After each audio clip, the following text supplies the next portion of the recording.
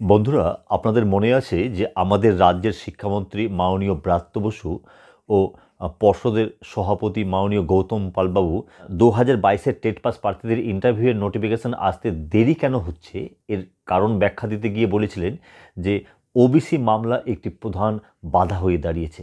কারণ ওবিসি মামলা কোন দিকে যাবে সেটা ফাইনাল না হলে তারা নতুন ইন্টারভিউয়ের নোটিফিকেশন দিতে পারছে না। আর এর মধ্যে কিন্তু ওবিসি মামলার একটি গুরুত্বপূর্ণ খবর উঠে এসেছে। হ্যাঁ বন্ধুরা, গত 31শে জানুয়ারি ওবিসি মামলা খারিজ করে দেওয়া হয়েছে সুপ্রিম কোর্টে।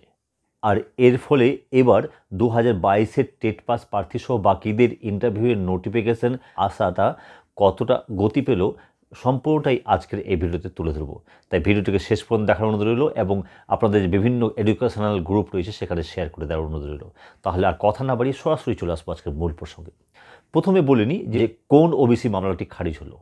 বন্ধুরা, আপনারা প্রত্যেকেই অবগত যে 22/5/2024 মহামান্য কলকাতা হাইকোর্টের বিচারপতি মাননীয় রাজাশেখর মান্তা ও মাননীয় তপব্রত চক্রবর্তীর ডিভিশন বেঞ্চে 2010-এর পর প্রায় 66টি ক্যাটাগরির ওবিসি সার্টিফিকেট বাতিল করে দেওয়া হয়।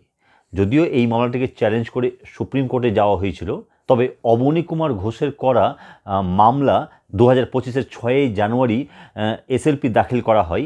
সেই মামলাটি কিন্তু 31 তারিখ অ্যাডমিশন হিয়ারিংয়ের দিনই খারিজ করে দেওয়া হয়। হ্যাঁ বন্ধুরা, হাইকোর্টের যে মাননীয় বিচারপতি রাজাশেখর মান্তা ও তপব্রত চক্রবর্তীর ডিভিশন বেঞ্চের যে রায় সেটাকেই বহাল রাখা হয়। এর কারণ যদিও দেখানো হয়েছে যে ডিলে করা হয়েছে, অর্থাৎ 22/5/2024 হাইকোর্ট রায় দেওয়ার পর প্রায় 7 মাস পরে 6 জানুয়ারি এসএলপি দাখিল করা হয় এই মামলার। তাই এই মামলাটি দাখিল করতে ডিলে হয়ে গেছে এবং মূলত এই কারণের জন্যই কিন্তু ওবিসি মামলাটি খারিজ করে দেওয়া হয়। তবে মূল মামলাটি কিন্তু আছে, সেটা আগামী 18ই ফেব্রুয়ারি উঠতে যাচ্ছে। হ্যাঁ বন্ধুরা, অমলচন্দ্র দাসের করা মূল মামলাটি কিন্তু আগামী 18ই ফেব্রুয়ারি উঠতে যাচ্ছে। আর এই অবনী কুমার ঘোষের মামলাটি 31শে জানুয়ারি খারিজ হওয়ার পর অনেকেই প্রশ্ন করছেন যে স্যার, তাহলে কি এবার 2022-এর টেট পাস প্রার্থীদের সহ বাকিদের ইন্টারভিউ নোটিফিকেশান আসবে? এরকম প্রশ্ন 31শে জানুয়ারি থেকেই কিন্তু আমার কাছে আসছে।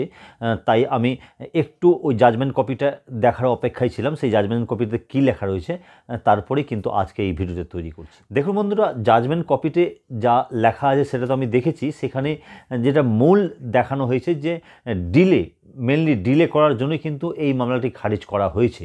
তবে মূল মামলাটি কিন্তু এখনও 18ই ফেব্রুয়ারি রয়েছে।